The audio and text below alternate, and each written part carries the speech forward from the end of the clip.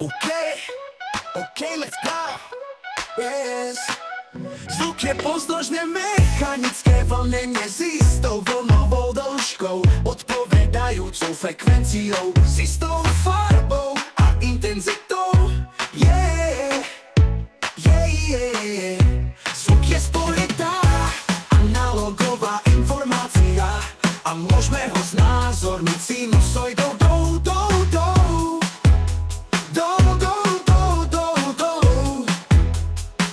Podaj mi ruku, vykročme do hluku, s melódiou zo zvuku na kodovanie zvuku, Zvuk sa zaznamenáva ako séria čísel, ktoré predstavujú jeho výšku a hlasitosť. A ten Sigma muž, ktorý toto vymyslel, musel mať ozaj IQ dosť. Kvalita zvuku závisí od toho, koľko čísel sa zaznamená za sekundu a ako presne sú tieto čísla zaznamenané.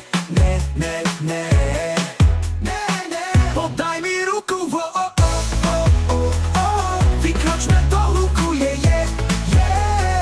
s melódiou zo zvuku na kodovanie zvuku, sinusoidu máme aj amplitúdu. Toto číslo je v podstate jej najvyšší bod. Závisí od vzorkovacej frekvencie a bitovej hĺbky. Tá udáva počet bitov použitých na uloženie každej vzorky analogového signálu. Podaj mi ruku,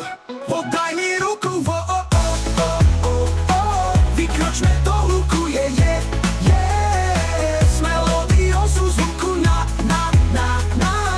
kodovanie zvuku, Najrozšírenejšia forma kodovania je pulzná kodová modulácia.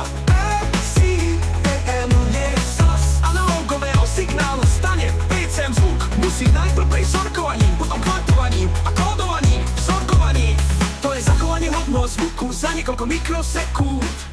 Kvantovanie to je zmeranie aktuálnej úrovne signálu. Kodovanie to je posledný krok, zápis zvuku na bitový kód.